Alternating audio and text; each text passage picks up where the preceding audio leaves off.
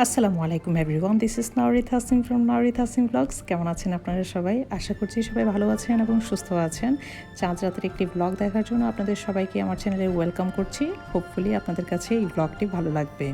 খুব দ্রুত চোখের পলকেই রমজানের পবিত্র বরকতময় 30টি দিন পার করে ফেললাম, আর আগামীকাল বাংলাদেশে ঈদ উল ফিতর। একদিকে ঈদের খুশি কাজ করছে মনের মধ্যে, আবার অন্যদিকে একটু খারাপ লাগছে যে বরকতময় দিনগুলো আমরা পার করে ফেলেছি। ইফতারের পর কিছুটা সময় রেস্ট নিয়ে এখন চলে আসলাম ঘরটাকে একটু গুছিয়ে নেওয়ার জন্য।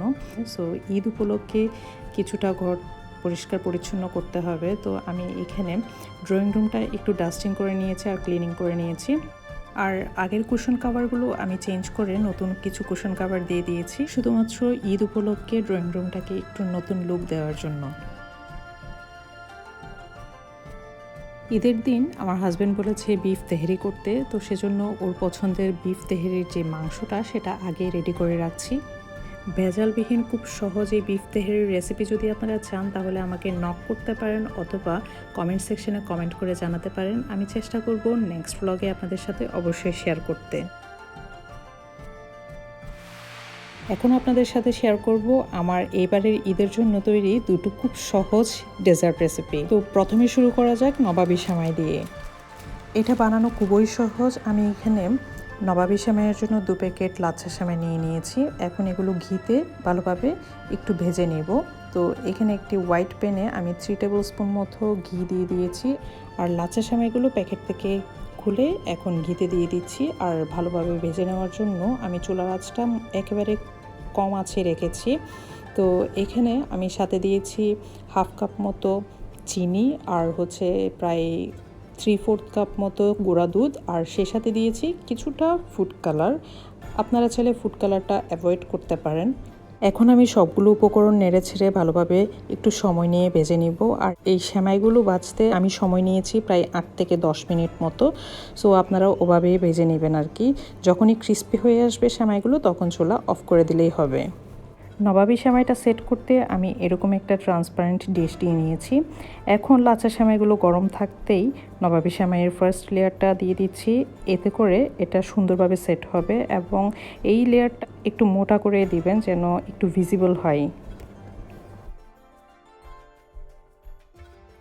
একটি স্প্যাচুলার সাহায্যে আমি সেমাইগুলো এভাবে সেট করে নিচ্ছি, এবং এখন এটা ফ্রিজে রেখে দিব কিছুটা ঠান্ডা হয়ে আসার জন্য।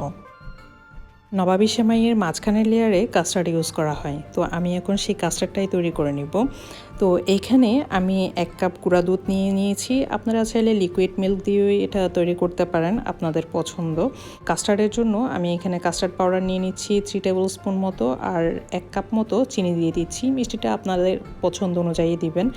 আর এখন সবগুলো শুকনো উপকরণ আমি ভালোভাবে হুইস্কের সাহায্যে মিক্স করে নিচ্ছি, যেন পানি অ্যাড করার পর কোনো ধরনের লাম্পস জমে না থাকে। এখন আমি রুম টেম্পারেচারে থাকা 2 কাপ পানি অ্যাড করে আবার ভালোভাবে হুইস্ক দিয়ে মিক্স করে নিচ্ছি।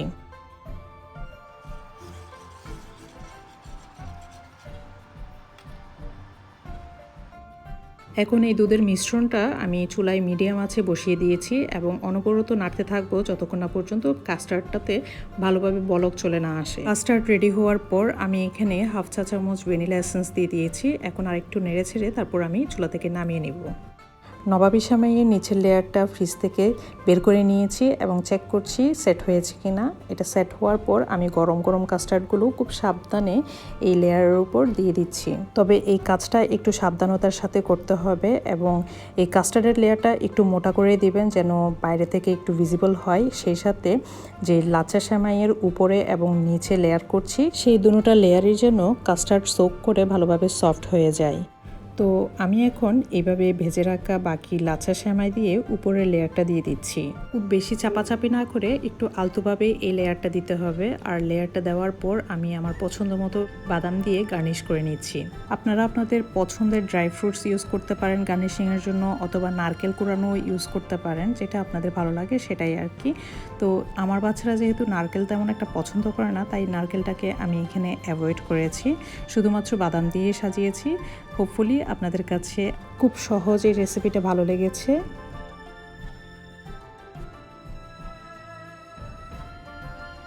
তো এখন আপনাদের সাথে শেয়ার করব অ্যারাবিয়ান একটি একটি খুব সহজ ডেজার্ট রেসিপি লাইলিলুবনান বা লেবানিজ নাইটসও বলে এটাকে, অথবা বাংলায় বলতে পারেন সুজির পুডিং। অল্প সময়ে হাতের কাছে থাকা অল্প কিছু উপকরণ দিয়ে এটা ইজিলি বানানো যায়। তো লাইলিলুবনান তৈরির ফার্স্ট স্টেপে আমি এখানে সুজি রান্না করে নেব। তো সেজন্য আমি 1 লিটার পাস্তুরিত দুধ নিয়ে নিয়েছি। খুব মাইল্ড একটা সুইটনেস আসার জন্য অ্যাড করছি 1/2 কাপ চিনি। এখন দিচ্ছি 1/2 কাপ মতো সুজি। আমি অবশ্য পরে আরও 2 টেবিল স্পুন মতো সুজি অ্যাড করেছিলাম এখানে। এখন ঠান্ডা থাকা অবস্থায় এই উপকরণগুলো সবগুলো ভালোভাবে হুইস্কের সাহায্যে মিক্স করে আমি চুলায় বসিয়ে দিচ্ছি এবং মাঝারি আছে সুজিটা কুক হয়ে আসা পর্যন্ত অনবরত নাড়তে থাকবো। খুব অল্প সময়ের মধ্যে সুজিটা কুক হয়ে এসেছে এবং মিশ্রণটা অনেকটা ঘন হয়ে গিয়েছে। তো এই পর্যায়ে দিয়ে দিচ্ছি 1 চা চামচ মতো গোলাপ জল আর 1 চা চামচ ভ্যানিলা এসেন্স। অথেন্টিক্যালি এখানে কিন্তু অরেঞ্জ ব্লসম ইউজ করা হয়। অনেক খোঁজাখুঁজির পরেও সেই ফ্লেভারটা আমি পাইনি দেখে তো আপাতত শুধুমাত্র ভ্যানিলা এসেন্স এবং গোলাপ জল ইউজ করেছি। সুজির মিশ্রণটা এই বাটিতে সেট করব। তো আমি এখানে অল্প একটু পরিমাণে ঘি গ্রিস করে নিচ্ছি। আপনারা চাইলে ট্রান্সপারেন্ট কোনো বাটি ইউজ করতে পারেন, সেক্ষেত্রে দেখতে অনেকটা সুন্দর লাগে। আর ঘি গ্রিস করার পর আমি রান্না করা সুজিটা এখানে ঢেলে দিয়েছি। এখন আমি এটা ফ্রিজে রেখে দিব পুরোপুরি ঠান্ডা হয়ে আসার জন্য।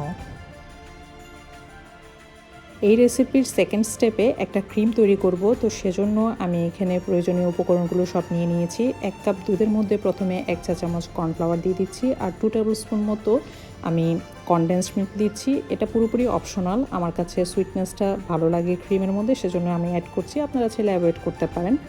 এখন এই সবগুলো উপকরণ ঠান্ডা থাকা অবস্থায় মিক্স করে আমি চুলায় বসিয়ে দিয়েছি এবং মাঝারি আছে দুধের মধ্যে যতক্ষণ না পর্যন্ত থিকনেস চলে আসছে ততক্ষণ পর্যন্ত রান্না করে নিয়েছি। এখন এই দুধের মিশ্রণটা গরম থাকা অবস্থায় নেসলের এই ক্রিমটা দিয়ে দিচ্ছি। আপনারা চাইলে যে কোনো ব্র্যান্ডের ক্রিম ইউজ করতে পারেন। ক্রিম দেওয়ার পর আমি হুইস্কের সাহায্যে ভালোভাবে নেড়ে ছেড়ে দিব যাতে ক্রিম এবং দুধের মিশ্রণটা ভালোভাবে মিক্স হয়ে যায় এবং ফ্লাফি ভাব চলে আসে। ক্রিমের ফ্লেভারটা আমি আর একটু রিচ করার জন্য অ্যাড করছি 1/2 কাপ ভিভো হুইপিং ক্রিম।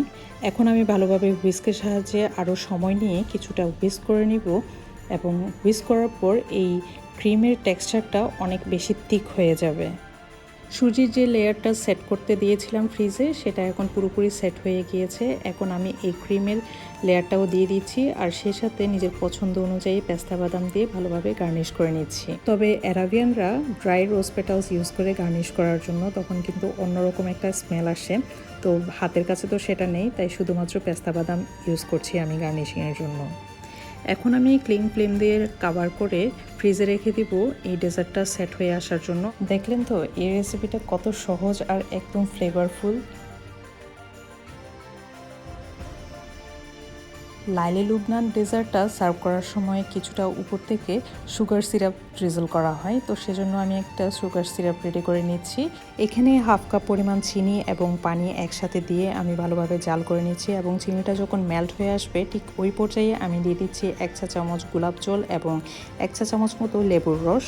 এতে করে সুগার সিরাপে খুব সুন্দর একটা ফ্লেভার এড হবে। এখন আমি এগুলো চুলা থেকে নামিয়ে ঠান্ডা করে নেব আর ঈদের দিন ঠান্ডা ঠান্ডা ডেজার্টের উপরে কিছুটা সুগার সিরাপ এভাবে ড্রিজল করে দিয়ে তারপরে সার্ভ করব। আমার এই দুইটি ঈদ ডেজার্টের পাশাপাশি আরও রেডি করেছিলাম আমার ছেলের পছন্দের ফালুদা।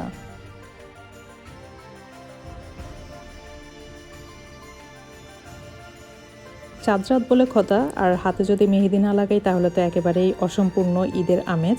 তাই চেষ্টা করেছি অনেক বছর পরে হলেও একটু নিজে নিজে মেহেদি লাগানোর। তো এবড়োতে একটা ডিজাইন দিয়ে কোনোভাবে হাত ভরে মেহেদিটা পরার চেষ্টা করেছি নিজে নিজে। এক সময় মেহেদি পরানোর অনেক ভালো একটা হাত ছিল আমার। সবাইকে খুব সুন্দর সুন্দর ইউনিক ইউনিক ডিজাইনের মেহেদি পরিয়ে দিতাম ঈদের আগের রাতে বা বাসার যে কোনো ফাংশানে। তো এখন সে হাত আর নেই, একেবারেই নষ্ট হয়ে গিয়েছে। এখন তো মেহেদির কোণ দেখলে কেমন জানি হাতে কাঁপুনি শুরু হয়ে যায়। তো যাই হোক, অনেক কথাই শেয়ার করলাম আপনাদের সাথে। আর আজকের ব্লগটি আমি এখানেই শেষ করছি। আমার আজকের চাঁদরাতের ব্লগটি কেমন লেগেছে আমাকে অবশ্যই কমেন্ট করে জানাবেন। আর যদি ভালো লেগে থাকে তাহলে অবশ্যই একটি লাইক করতে ভুলবেন না। সেই সাথে চ্যানেলটিকে সাবস্ক্রাইব করে আমার পাশে থাকবেন। সবাইকে ঈদের শুভেচ্ছা জানিয়ে এখানে বিদায় নিচ্ছি। খুদা হাফেজ।